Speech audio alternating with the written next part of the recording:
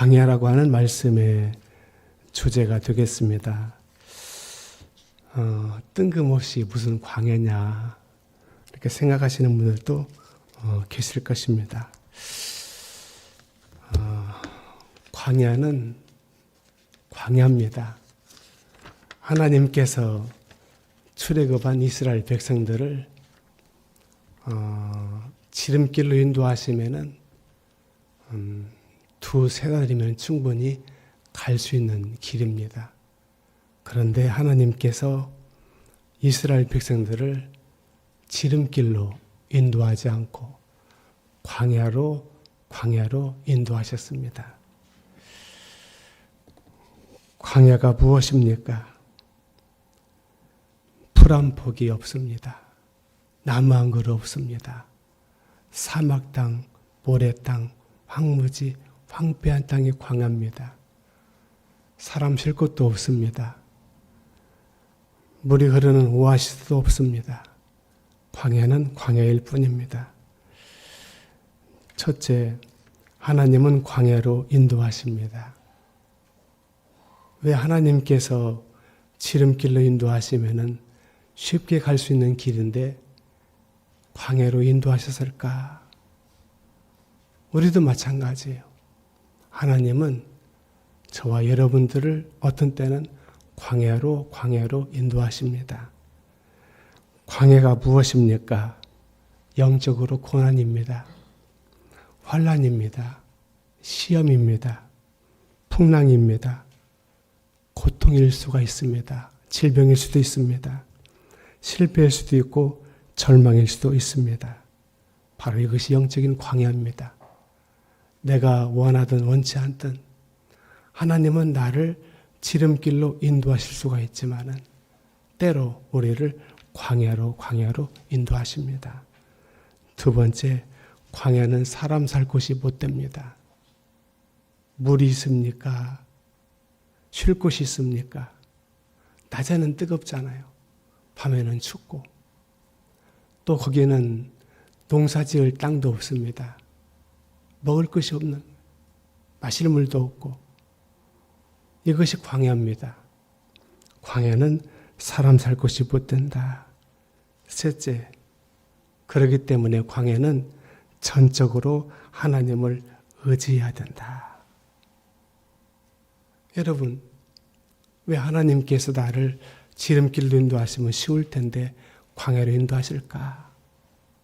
광야는 사람 살 곳이 못 됩니다. 그건 죽을 수밖에 없어요. 그렇기 때문에 광야의 삶은 전적으로 하나님을 의지하고 신뢰하지 못하면 죽고 망하고 실패하고 쓰러질 수밖에 없는 것이 바로 광야입니다. 사랑하는 여러분, 광야는 전적으로 하나님만 의지해야 됩니다. 하나님만 신뢰해야 됩니다. 하나님만 붙들어야 됩니다. 그래야 삽니다. 넷째, 광야는 연단의 장소입니다. 왜 하나님이 나를 광야로 인도하실까? 나를 쓰시기 위해서, 나를 하나님께서 쓰시기 위해서는 나를 연단하시고 단련하시고 훈련하셔야 된다. 그 말이에요. 나를 거저 쓰시면은 내가 교만에 빠지게 되고 자만하게 되고 잘못하면은 하나님의 영광을 가리워지게 됩니다. 그래서 하나님이 나를 더 귀하게 복되게 영광스럽게 쓰시기 위해서 나를 광야로 보내셔가지고 그 광야에서 연단하시고 훈련하시고 단련하신다 그 말이에요. 그러므로 광야는 연단의 장소이다. 다섯째, 광야에는 하나님의 은혜가 곳곳에 숨어 있습니다. 광야는 사람 살 곳이 못 돼요. 물이 있습니까? 먹을 것이 있습니까? 쉴 곳이 있습니까? 낮에는 뜨겁고 밤에는 춥습니다. 그런데 광야에는 하나님의 은혜가 곳곳에 숨어 있다. 보통의 사람들은 광야에 처하게 되었을 때 낙심하고 원망하고 불평하고 체념하고 주저앉습니다. 나는 끝났다. 나는 죽었다. 그러나 기도하는 사람들, 믿음의 사람들, 그 사람들은 영의 눈으로, 믿음의 눈으로, 신령한 눈으로 광야 곳곳을 바라보니까 거기에는 하나님의 은혜가 곳곳에 숨어 있다. 여러분, 이스라엘 백성들이 광야에서 무엇을 먹고 살았습니까? 만나를 먹고 살았습니다. 생수를 마시고 살았습니다. 낮에는 구름 기둥, 밤에는 불 기둥으로 하나님께서 그들을 인도하셨습니다. 그들이 고기 먹고 싶을 때 메추라기를 하나님께서 보내셔가지고 먹게 하셨습니다. 여러분, 일주일도 버티지 못하는 곳이 바로 광야입니다. 그런데 그들은 40년 동안 광야에서 살았습니다. 왜냐? 하나님의 은혜입니다. 여러분들이 인간의 눈으로, 육신의 눈으로 광야를 바라보면 아무것도 없습니다. 그렇기 때문에 낙심하고 절망하고 좌절합니다. 그러나 믿음의 눈으로, 영의 눈으로, 신령한 눈으로 바라보십시오. 그러면 광야에는 만나가 있고 메추라기가 있고 생수가 있고 구름 기둥이 있고 불 기둥이 있습니다. 이게 하나님의 은혜입니다. 나를 망하게 하시려고, 죽이게 하시려고, 나를 내치시려고 하나님이 광야로 보낸 것이 아닙니다. 너 거기 가서 연단을 받아, 훈련을 받아. 네가 힘들지? 그렇지 않아. 자세하게 눈을 들어 바라봐라. 네가 먹을 만나가 있어. 네가 마실 생수가 있어. 너를 시원하게 할 구름 기둥이 있고 너를 따뜻하게 할 불 기둥이 있어. 때로 너에게 메추라기를 주어서 먹게 할 거야. 사랑하는 여러분, 광야라고 낙심하고 원망하고 불평하지 마세요.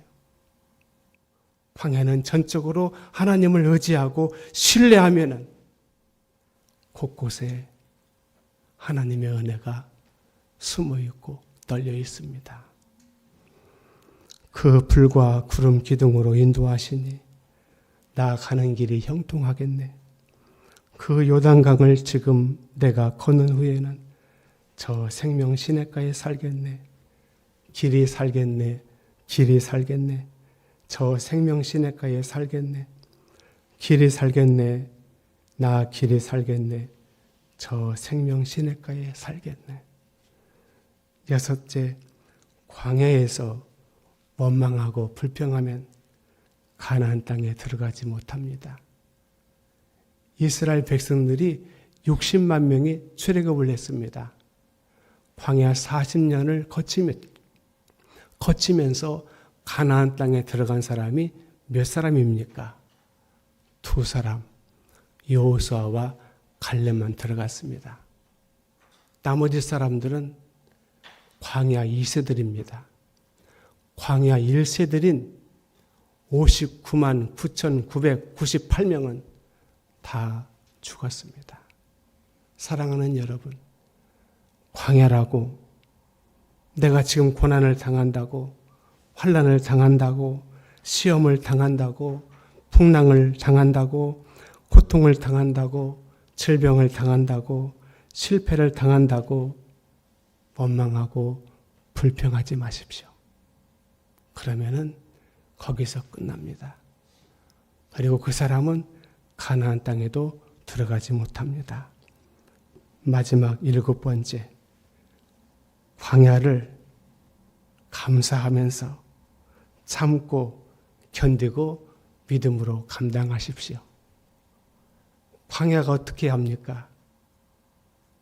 기도한다고 금방 벗어날 수 있습니까? 몸부림친다고 광야를 금방 벗어날 수 있습니까? 어차피 하나님께서 나를 광야로 보내신 것은 일정한 기간 동안 나를 연단하시고 단련하시고 훈련하시기 위함인데 어떻게 하면 되겠습니까? 방법이 없습니다. 길이 없습니다. 그저 광야니까 내가 참는 것입니다.